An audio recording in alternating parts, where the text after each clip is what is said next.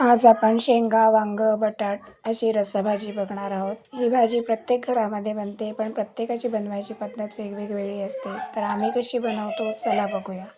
त्यासाठी इथे शेंगा, वांगं, बटाट सगळं स्वच्छ कापून धुवून घेतलेलं आहे. इथे कढई घेतली आहे, त्याच्यात 2 चमचे तेल घातलं आहे. त्याच्यामध्ये 2 उभ्या कापलेल्या मिरची म्हणजे आडव्या कापलेल्या मिरची, थोडंसं लसूण घालून छान परतवून घेऊया. त्याचा कच्चापणा जाईल एवढाच. त्यानंतर त्याच्यामध्ये कढीपत्त्याची पानं, थोडीशी पुदिन्याची पानं बारीक कापून चिरून घेतलेली आहेत. छान परतवून घेऊया. मग त्यामध्ये एक आपण उभा चिरलेला कांदा रफली चॉप केला आहे, फाईन चॉप केलेला नाही आहे. त्यानंतर एक असाच लांब प्रकारे कापलेला टॅमॅटो.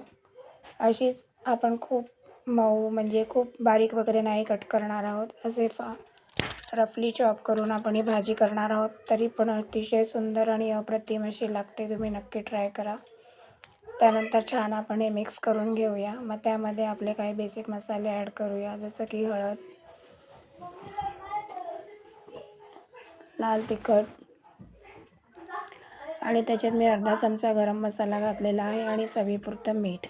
हे सगळं आपल्याला एकत्र मिक्स करून घ्यायचं आहे.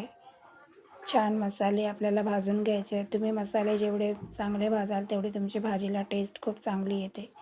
त्यानंतर जे आपण चिरून ठेवलेल्या भाज्या होत्या त्या भाज्या घालूया, जसं की शेंगा, बटाट, वांगी.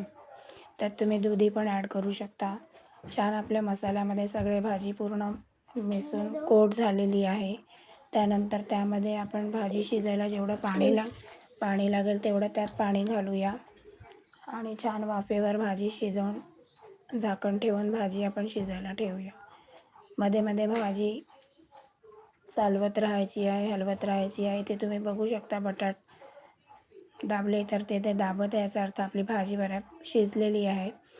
आता आपण गॅसची फ्लेम हाय करूया आणि तुम्हाला जेवढा रस्सा पाहिजे तेवढा रस्सा तुम्ही ठेवा आणि त्यामध्ये आपण ओलं खोबरं घालणार आहोत थोडंसं भरून आणि भरपूरशी कोथिंबीर आणि गरमागरम भाताबरोबर ही रस्सा भाजी नक्की ट्राय करा आणि रेसिपी कशी वाटली ती मला कमेंट्स करून सांगा.